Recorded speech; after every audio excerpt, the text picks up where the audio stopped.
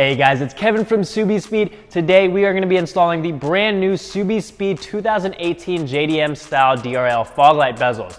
A lot of you guys have been asking for this and have been patiently waiting, so I'm excited to get this out to you guys to show you how easy they are to install and how they actually look. We're going to first start off with taking a look at what is included in the box, and then we will jump into the install. So in the box you're going to get the DRL bezels themselves. They'll be in some bubble wrap and then protected with this film here. And then for the harnesses, you'll get this right here, which is the DRL module. Everything connects to this. You have the power harness that goes to the fuse box and battery here that connects to this portion of the DRL module. And then these two connectors here, one will connect to an extension harness that goes to the passenger side fog light bezel, and then this one goes directly to your driver's side fog light bezel. And then you also get a bag of some T-taps and some zip ties.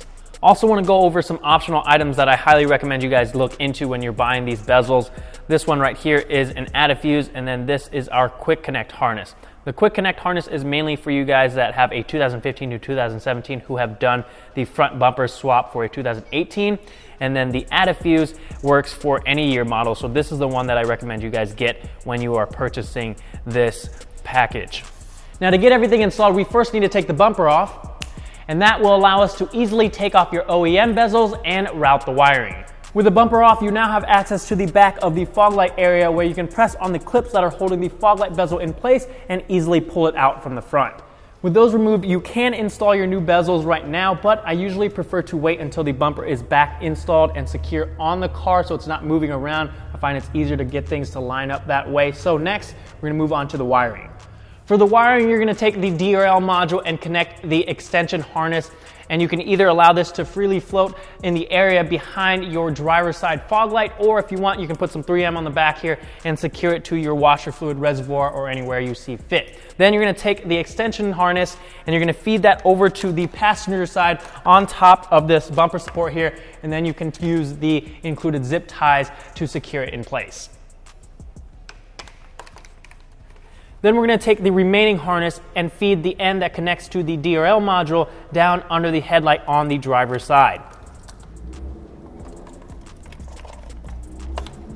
We'll connect that end to the DRL module, and then we'll go up to the fuse box.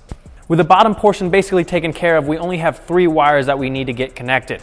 Mainly 2 actually, because most of you guys aren't going to use this white wire which turns the DRL off. So if you wanted the DRLs to turn off when, say, your headlights came on, you would tap this into your low beams. But most of you guys aren't going to use this, so you can just zip tie this and tuck it away. Now these 2 wires, the black one is going to be your ground, so this goes directly to the negative terminal on the battery. And then this red one right here is your power. You're going to want to cut the end off of this, and we are going to crimp on the connector to the add-a-fuse. Unless you already have a DRL harness, then you can tap this directly into your DRL harness, or if you didn't get any of the optional items that I told you to, you can tap this into whatever you want when you want the DRLs to come on. So I've got the add-a-fuse installed onto the red wire of the power harness. The next thing we need to do is cut off this spade right here on the add-a-fuse because we're only going to be using one. I'll show you the correct orientation here. If I hold it like this, you're going to be cutting off this bottom one here, and we're going to be using the top one. After modifying your add-a-fuse, you're going to look at your fuse box here. This is the view from the driver's side looking into the engine bay, and you're going to use this single slot right here. I'll show you a close-up picture so you can get a definitive view of which exact one you need to use. But once you find that, you're going to slide the add-a-fuse into place, and then you're going to tuck the wire around the fuse box here and run this out the front.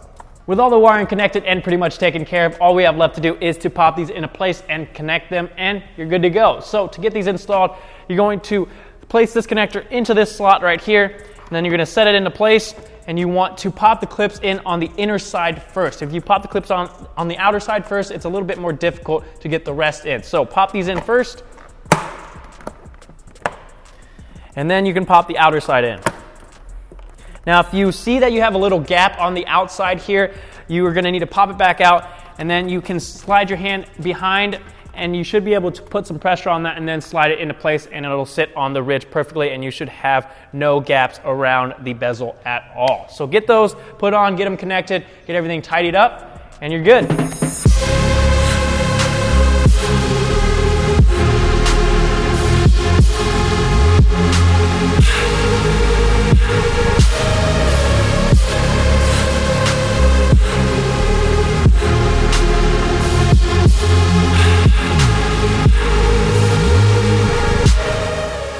That's all I've got for today, guys. Hopefully this video helped you guys that are getting these installed. It's a super inexpensive option to get that JDM look, but not break the bank. I think these are 180 bucks plus $5 for the added fuse compared to the $500 or so for the actual OEM ones. But these are still a quality piece with the nice black pearl finish and then the bright white DRLs, and they match up perfectly with our Subispeed headlights. I'll leave a link down in the description for you guys, and if you have any comments or feedback, leave them in the comments section down below. But I'll see you guys next time.